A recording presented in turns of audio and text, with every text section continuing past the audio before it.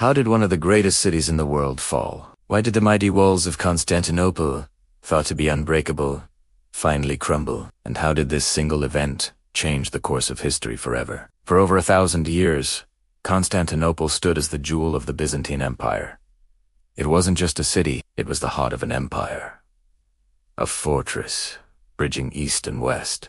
Its legendary Theodosian Walls, a triple line of defense stretching for miles, had repelled countless invaders. Inside, magnificent structures like the Hagia Sophia touched the sky, symbols of immense wealth, faith, and power. This was the Queen of Cities, the last bastion of the once great Roman Empire, a beacon of civilization that had shone for centuries. But even the brightest lights must eventually fade. By the mid-15th century, the Byzantine Empire was a shadow of its former self, surrounded by a new and formidable power, the Ottoman Empire. And a young, ambitious sultan had his eyes set on the ultimate prize. In the spring of 1453, Sultan Mehmed II, a brilliant and determined ruler, only 21 years old, arrived at the gates of Constantinople. He brought with him an army of over 80,000 elite warriors, a formidable navy, and a terrifying new weapon the world had never seen before.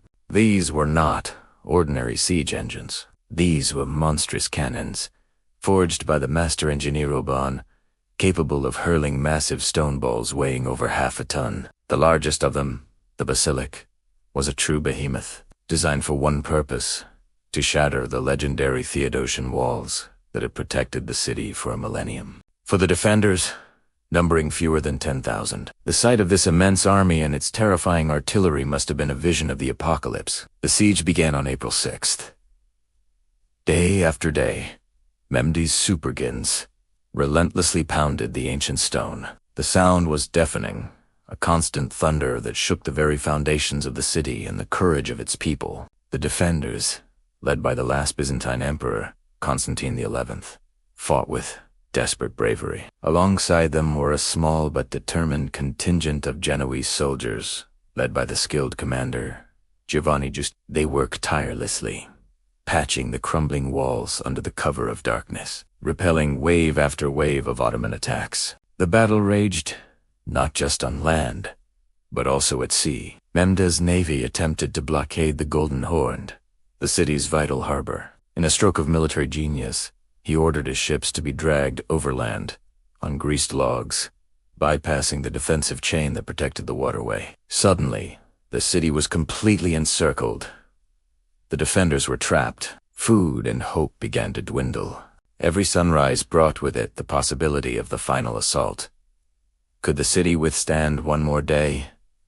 One more night? The air was thick with tension, the smoke of cannons, and the prayers of a city on its knees. After 53 days of relentless siege, the moment of destiny arrived. In the pre-dawn hours of May 29, 1453, Mehmed launched an all-out, three-wave assault. The final attack focused on a section of the wall weakened by cannon fire. Amidst the chaos and carnage, the commander, Giustiniani, was gravely wounded, a devastating blow to the defenders' morale. Shortly after, Ottoman forces discovered a small, unlocked gate, the Kirkaporta.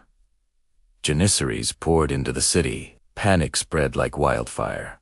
The emperor, Constantine XI, shedding his imperial purple, charged into the fray and was last seen fighting near the breach, choosing to die with his city. The defense collapsed.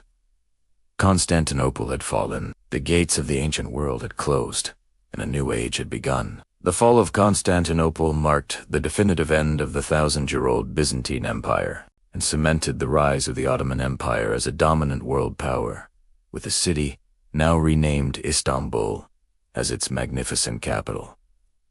The event sent shockwaves across Europe. Christian trade routes to the east were cut off, forcing European powers to seek new sea routes. This urgency fueled the great voyages of discovery, pushing explorers like Columbus and Vasco da Gama across uncharted oceans. Scholars fleeing the fallen city brought with them priceless knowledge and ancient texts to Italy, helping to ignite the flame of the Renaissance. The fall of a city became the dawn of a new world. Thank you so much for joining us on this journey through history. If you found this story as fascinating as we did, Please hit that like button and subscribe to our channel for more epic tales from the past. We'll see you in the next video.